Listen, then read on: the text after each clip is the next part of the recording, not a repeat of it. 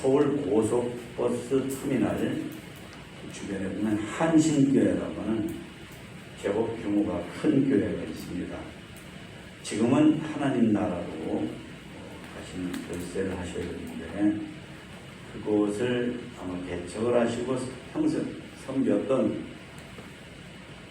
이중표 목사님께서 전해주시는 이야기입니다. 목포에 우리 한국교회의 자랑스러운 장로님이 계시다는 것입니다. 홍부국 홍순기 장로님 부자입니다. 아버지 홍 장로님은 살아생전에 교회에 충성하시고 주의 종을 잘 세워주시는 분으로 소문이 나 있습니다. 이분은 빈민가를 돌아다니면서 어려운 형편에 있는 이들을 눈여겨두었다가 부재할 돈을 꼭 목사님에게 드리곤 하셨습니다. 목사님, 어디에 가니까 도움이 필요한 사람이 있습니다. 한번 찾아가 도와주시죠. 그러면서 목사님께 하나님의 사랑이 담긴 돈을 전해드리면 그러면 목사님은 그걸 가져가서 복음을 전하고 예수님을 전하셨습니다.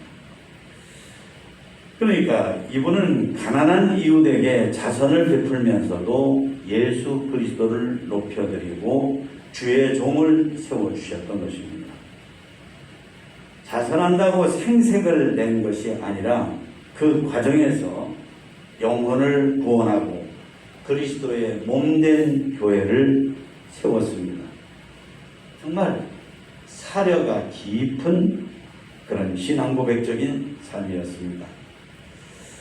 그런데 이 장로님께서 하나님 나라로 가기에 앞서서 마음속에 정말 평생의 소원이었고 한이라고 할 만한 것들이 있었는데 평생 예수님을 믿으면서 선한 일은 많이 하였을지라도 하나님의 성전을 지어서 봉헌하고 싶은 뜻을 이루지를 못하셨습니다. 그래서 아들을 불러서 유언을 했습니다. 아들아, 나에게 소원이 있다. 평생 내 주님을 믿으면서 하나님의 성전을 지어서 봉헌하고 싶었지만 너무 가난하고 여유가 없어서 하지 못했다. 내가 좀 꼭 해다 하는 유언이었습니다. 장로님은 대를 이어 성전 봉헌의 꿈을 꾸셨던 것입니다. 그것을 보신 하나님께서는 성전 봉헌의 목표를 세운 이 홍 장로님 가정에 물질적인 복을 내려주셨습니다. 아들 장로님은 목포에 땅 1000여 평을 사고 40억 원가량의 돈을 들여 아름답고 거룩한 성전을 지어서 봉헌했습니다. 물론 이때의 봉헌 액수도 사람들의 그냥 추산이지 장로님은 바친 액수를 알면 교만해진다고 그러시면서 장부에 기장도 하지 않고 건축을 했다고 하는 것입니다. 1991년쯤 서울 한신교회를 목회하신 이준표 목사님께서 목포를 방문하시고 그 장로님 댁을 방문했는데 깜짝 놀랐습니다.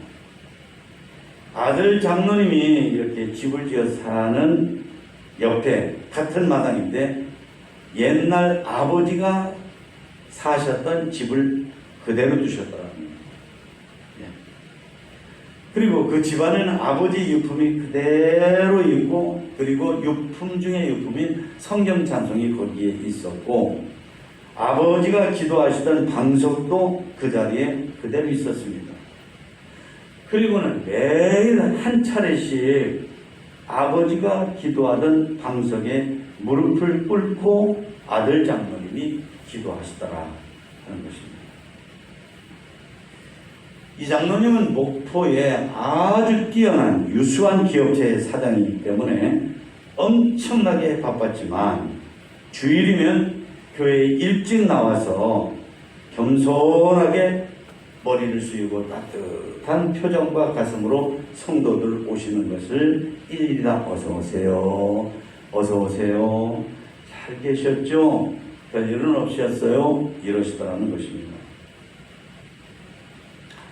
기도와 헌신의 거룩한 부전자전의 모습을 보니까 제 경우도 얘기만 이거 읽기만 해도 감동이 되었습니다. 사실 이런 일들이 많을 텐데 소개가 좀 덜 된 탓인지. 그런데 2003년경에 이중표 목사님이 부산의 한 교회에 부흥회를 가셨답니다. 근데 거기 보니까 홍순기 장로님의 동생도 부산에서 한 교회를 건축해서 봉헌하고 신앙생활을 하고 있더라 하는 것입니다. 그러니까 부자지간에 형님과 동생 사이에 이렇게 신앙의 유산을 물려받는 그런 일이 있더라 하는 거죠. 하나님께서 열왕기상 8장에 보면은 내가 내 이름을 위하여 전을 건축할 마음이 있으니 이 마음이 내게 있는 것이 좋도다 하고 성전을 지으고 싶어하는 다윗에게 하나님께서 말씀을 하시고 그를 인정하시고 그를 칭찬하셨습니다. 그리고 그 아들 솔로몬은 아버지의 마음을 이어받아서 하나님의 성전을 건축하고 봉헌했습니다. 신앙 효자의 마음들이죠. 목포 홍장로님 부자의 신앙 유전을 들으면서 다윗과 솔로몬이 저절로 떠오르는 거죠. 우리들이 저절로. 주의 영광을 위하여 목표를 세우고 대를 이어가면서 이루어드리는 믿음의 과정에는 반드시 하나님이 부어주시는 은혜와 복주심이 있습니다. 지금 우리 교회에서 주님을 섬기는 성도 여러분의 가문에도 이와 같은 신앙의 유전이 분명하게 있고 흘러가는 여러분의 가정, 여러분의 가문, 여러분 되시기를 주님의 이름으로 기도합니다. 이런 일은 사실 신자라 해도 믿음이 깊지 않으면 도대체 성전이 뭐길래 그럴 수가 있지 할 수 있습니다.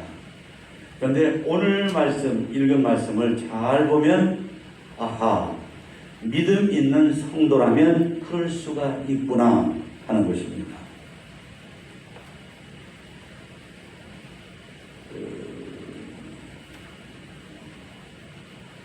가곡 가운데 그 집 앞이라고 하는 가곡이죠. 제가 하나님에 대한 설교를 준비하면 그 노래가 꼭 생각이 나요. 오가며 그 집 앞을 지나노라며 하는 노래가 있죠. 그 집이 왜 좋습니까? 그 집이 뭐 커서 좋습니까? 정원이 조경이 잘 돼서 좋습니까? 아니잖아요. 내가 사랑하는 이가 사는 그 집이거든요. 그러니까 그 집이 좋은 거예요. 그러니까 정말 있어서는 안 될 형식적으로 신앙생활하는 게 아니고 하나님을 사랑한다고 하면 내 부모님처럼, 내 할머니처럼, 내 손자처럼, 내 친구처럼, 내 애인처럼, 내 자식처럼 하나님을 사랑하는 사람은 하나님의 집인 이 교회당 성전이 사랑스러운 거죠. 집의 평수가 넓어서 건축자재를 좋은 걸로 써서 위치가 좋아서 크기가 커서 그런 게 아닙니다. 오늘 말씀을 보면 하나님의 성전을 부르는 이름이 여러 가지인 것을 알 수 있습니다. 주의 장막, 여호와의 궁전, 주의 제단, 주의 집, 시온, 주의 궁정, 내 하나님의 성전. 그러니까 성전은 하나님의 것이기 때문에 하나님 주의가 앞에 이렇게 붙지요. 붙고 그리고 그 다음에 붙은 말들은 교회당이 뭔지 성전이 무엇인지를 우리들에게 알게 하고 느끼게 해주는 것입니다. 그러니까 주의 하는 말이 앞에 붙은 것은 여기는 인간들이 지어서 인간들이 예배드리는 것 같지만 이 영적인 거룩한 소유는 하나님의 것이다 하는 것입니다. 주의 제단, 주의 집, 주의 전 이라는 것은 하나님의 것이다 하는 거예요. 그리고 주의 장막, 주의 집 하는 것은 바로 하나님께서 여기가 사시는 하나님이 사시는 곳이다 하는 뜻입니다. 그리고 궁정 그러죠. 궁정. 여호와의 궁정. 근데 궁정이라는 건 왕이 사는 잘 지은 집을 말하거든요. 그러니까 왕 중에 왕이신 하나님께서 계시는 대단한 영광스러운 집이다 해서 그래서 주의 궁정 그런 것입니다. 여호와의 궁정. 그리고 제단이라고 주의 제단 그러는데 구약 성경의 예배는 제사죠. 그러니까 예배를 드리는 집이다 그런 뜻입니다. 예배의 집이다. 하나님이 가장 제대로만 드린다고 하면 가장 원하시는 것 중에 하나가 예배거든요. 제대로 드리는 예배, 잘 드리는 예배, 생명찬 예배, 바로 그것이 거행되는 곳이다. 그래서 주의 제단 그렇게 하는 것입니다. 내 하나님의 성전이라 그러죠. 그 말씀입니다. 내 하나님, 나하고 하나님 사이는 뗄 수 없는 그런 관계다 그 말이에요. 하나님은 나의 하나님이시고 나는 하나님의 백성이고 하나님의 종이고 하나님의 아들, 딸이다. 그러니까 나와 하나님 사이는 뗄 수 없는 정말로 절대적인 사랑의 관계, 생명의 관계인데 바로 그것이 여기다 하는 것입니다. 그러니까 예수님은 그러십니다. 요한복음 2장 같은 데 보면 내 아버지의 집 그러거든요. 내 아버지의 집. 하나님의 집은 이 세상의 어떤 집보다도 비교할 수 없이 특별한 곳, 좋은 곳, 신령한 곳이다. 집 평수 때문이 아니고 집 값 때문이 아니고 건축 자재가 좋아서도 아니고 위치 때문도 아니고 집이 커서도 아니고 바로 하나님의 이름에 나타나 있는 그것 때문에. 그래서 성도라면 교회 그냥 다니는 왔다 갔다 하는 사람이 아니고 성도라면 하나님의 집이 사랑스럽다. 그래서 그 다음에 우리가 쭉 보면은 신자는, 진실한 신자는 하나님의 집인 성전을 좋아하고 사랑스러워한다는 것입니다. 만군의 여호와여 주의 장막이 어찌 그리 사랑스러운지 1절이죠. 기도말씀. 그러니까 하나님을 믿는 사람은 하나님을 사랑하기 때문에 어쩔 줄 모를 정도 하나님의 집도 사랑스럽다. 내 영혼이 여호와의 궁정을 사모하여 쇠약하며. 여러분 사랑을 원하지만은 그 사랑을 나누지 못할 때 어떻게 되죠? 상사병이 되잖아요. 상사병. 그러니까 신앙에 상사병이 들 정도로 내가 원하는 만큼 교회를 내가 마음껏 나가지 못할 때에 내 마음이 쇠약하다. 내 마음이 믿음의 상사병이 될 정도로 하나님의 집을 사랑하고 좋아한다.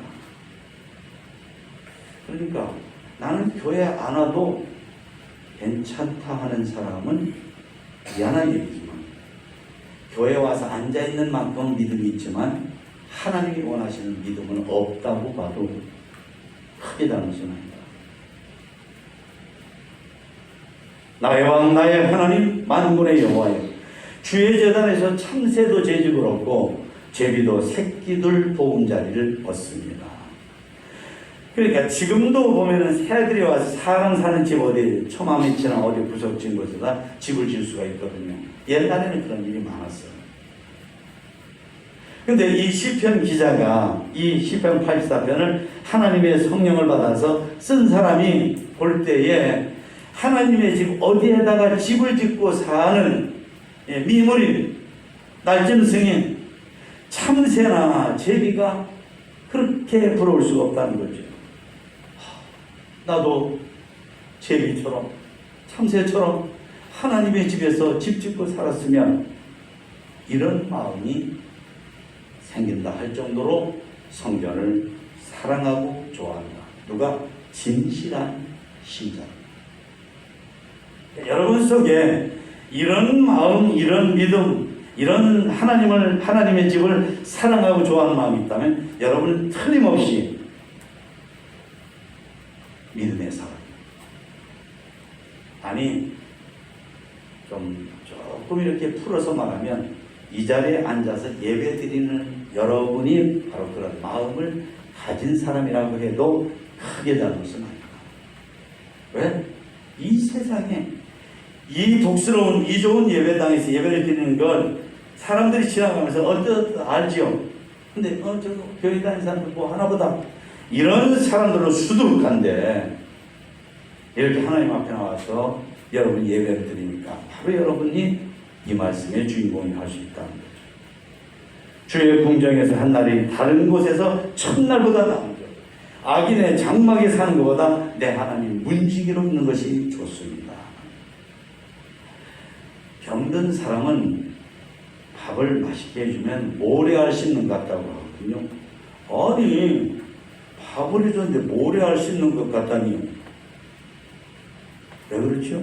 음식이 잘못이 아니라 그 사람의 건강이 망가진 거예요.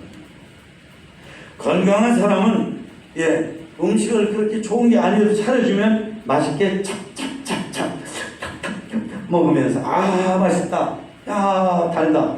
심지어 밥이 꿀처럼 달다고도 하기도 해요. 왜죠? 건강하니까. 신앙이 건강한 신앙인은, 신앙이 진실한 신앙인은 하나님의 성전에서 하루를 사흘마다 살아도 세상에 그 좋은 파티 자리, 관광 자리, 먹는 자리, 노는 자리, 돈 버는 자리, 별의별 자리에서 첫날을 지내는 것보다 내 하나님의 집에서 하루를 지내는 게 더 좋습니다 할 정도란 말이죠. 하나님을 마음을 다하고 힘을 다하고 성품을 다하고 목숨을 다하여 사랑하는 이는 그렇습니다. 오가며 그 집 앞을 지나노라. 가노라고 저만큼 가면서 배우면 그 자리에 서 있습니다.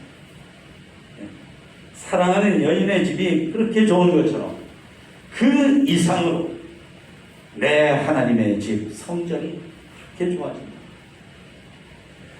그리고 신자는 행복한 성전 생활을 한다는 거죠. 성전이 좋을 뿐만 아니라 성전에서 실제로 산다. 어느 장로님 가정은 코로나가 극심해서 정부에서 20명만 예배드리려고 할 때 있었죠. 근데 이 장로님이 교회에 와서 서울에 아주 유수한 교회입니다. 그 20명 속에 우리 가족 좀 넣어주세요. 그 당시만 해도 코로나가 엄청 무서운 병으로 돼가지고 사람들이 맞아 모이면 안 돼 모이면 큰일 나 이럴 판인데 교회에서 20명만 드리세요 했을 때 그 20명에 우리 가족 좀 꼭 넣어주세요 그래가지고 그 장로님의 가정은 한 번도 주일 예배를 빼먹은 적이 없다 하는 것입니다.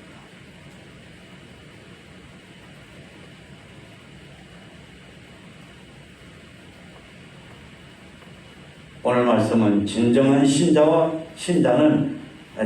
하나님의 지배 관계를 말씀하고 있습니다. 진실한 신자는 첫째는 하나님의 집에서 열심히 기도하고 하나님께 응답받고 하나님께 복주심을 받고 문제 해결해 주심을 받는 마음의 소원을 하나님이 들어주시는 그런 생활을 교회에 산다는 거죠. 내 마음과 육체가 살아계시는 하나님께 부르짖나이다. 부르짖는 게 오직 기도죠.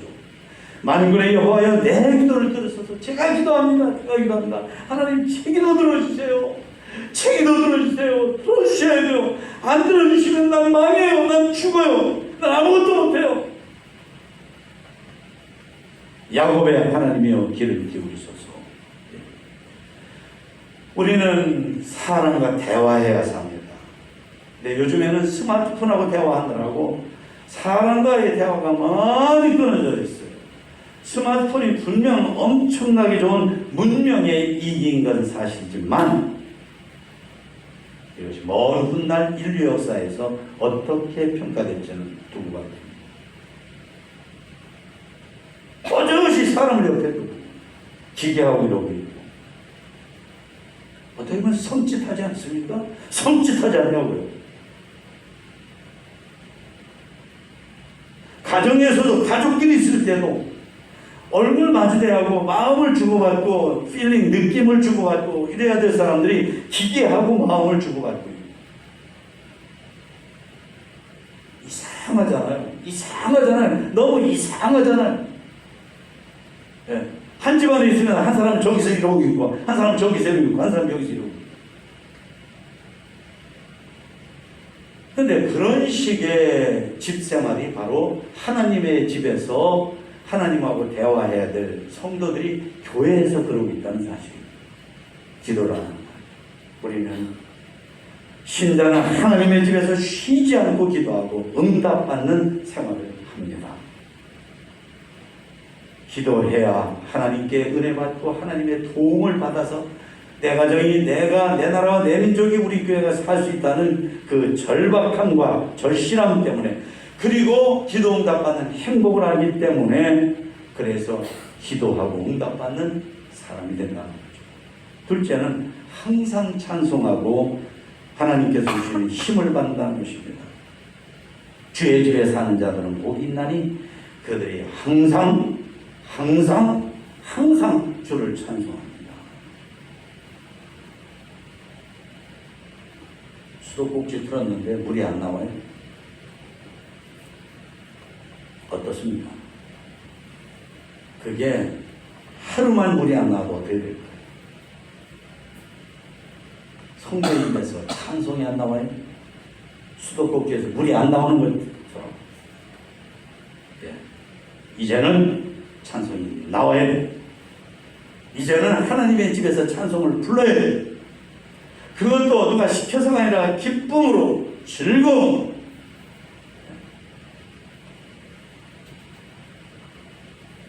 제가 보면 우리 서목사님이 찬송들을 참 잘하셔요. 찬송을 좋아하시고 잘하시고.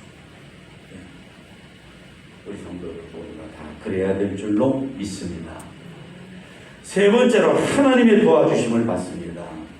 5절에 주께 힘을 얻고 그러시죠? 7절에 그들이 힘을 얻고 더 얻어 그러죠? 그리고 우리의 방패이신 하나님이여 그러죠? 우리의 방패이신 우리를 막아주신단 말이죠. 9절 여호와 하나님은 해요 방패나 정직하게 행한 자에게 좋은 것을 아끼지 아니하실 것입니다.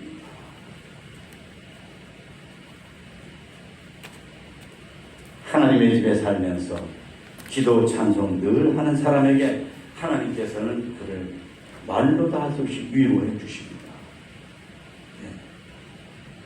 눈물이 통통통통 나올 수밖에 없는 인생길에서 울다가 하나님의 집에 나와서 내가 하나님 앞에 예배드리고 내가 기도하면 하나님께서 사람이 하지 못하는 내 눈에서 눈물을 씻어주시고 내 마음의 눈물을 닦아주시는 분이 하나님이십니다.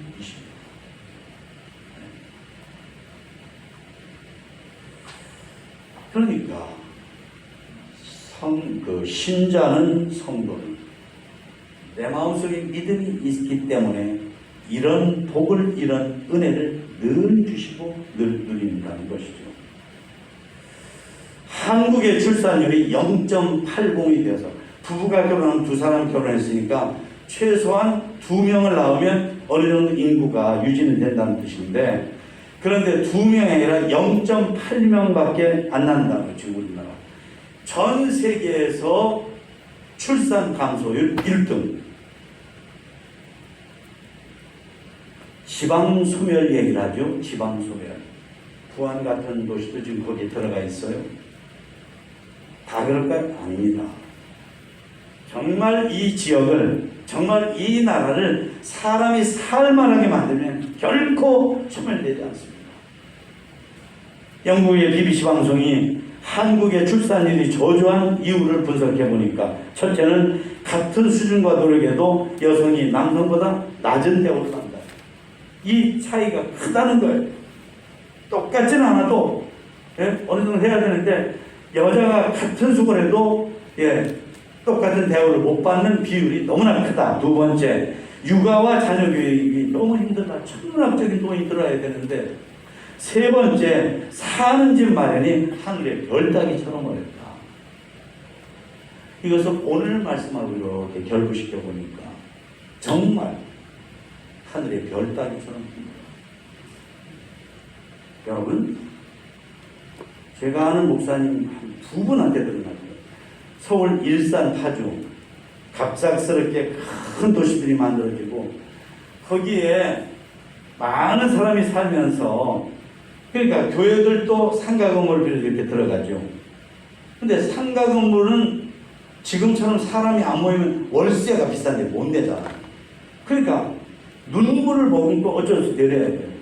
그러니까 교회당에 없는 교회들이 무려 일산 그 지역 있잖아요. 일산 파주 그 지역에 2,000개 가량 교회가 간판 교회가. 그러니까 이거 하늘의 별 따기처럼 어려운 거예요. 교회를 갖는. 그런데 우리 교회가 2008년부터 성전 건축을 위한 기도와 헌금을 오늘까지 이어와서 하나님께서 그 기간 중에 많이 역사하시고 도와주셨습니다. 정말 언제 한번 그걸 말씀드리고 싶어요. 소상하게 사람만이 한 게 아니에요. 하나님이 도와주셔서 그래서 여기에 부안에서는 제법 비싼 곳에 땅을 사고, 그리고 이 하나님의 집을 짓는 복을 주셨던 것입니다. 지난 15년 동안 우리 교회 가족들은 하나님의 은혜 안에서 하나님의 집을 건축하는데 요기나 기도와 물질을 한결같이 꾸준히 들여주셔서, 그래서 상당한 은행에 대출받은 빚이 있었는데 많이 가고, 이제는 정말로 한 5분의 1 정도, 6분의 1 정도 남은 것을 우리가 이것은 털어버립시다. 털어버립시다. 지금까지 참 했었는데 정말로 옥합을 깨뜨려서 드리는, 옥합이 얼마나 귀해요. 그렇지만 그걸 깨뜨려서 드린 것처럼 우리가 하나님 앞에 이건 그냥이 아니에요. 이건 옥합이에요. 할 수 있는 그런 것들을 드려서, 그래서 온전히 봉헌하고, 우리 교회가 잘 되는 것을 그치면 안 되기 때문에, 그래서 비록 적지만 어려운 나라 교회에 조그마한 것이라도 교회를 하나 지어서, 그래서 교회가 해야 될 그런 도리를, 믿음의 도리를, 하나님 앞의 도리를 하자 하는 것입니다. 앞에서 본 영상처럼 북한은 공산주의 때문에 하나님의 집이 짓기가 더욱 어렵습니다. 거기 성도들은 이런 성전에서 예배를 드리고 싶고 신앙생활하고 싶은 소원이 아주 클 거예요. 어디 북한뿐입니까? 이슬람 지역에 그런 데는 북한 못지않거든요. 오늘 말씀 시편 84편처럼 하나님의 집을 진정 하나님의 집으로 믿으세요. 믿으세요. 믿으세요. 안 믿으면 이 하나님의 집은 나하고 상관이 없어요. 그냥 교회를 시계추가 왔다 갔다 하는 것처럼 왔다 갔다 하는 거, 그것도 안 하는 것보다 낫지만 정말 하나님의 집을 사랑하는, 여기에서 시간을 가능한 많이 보내세요.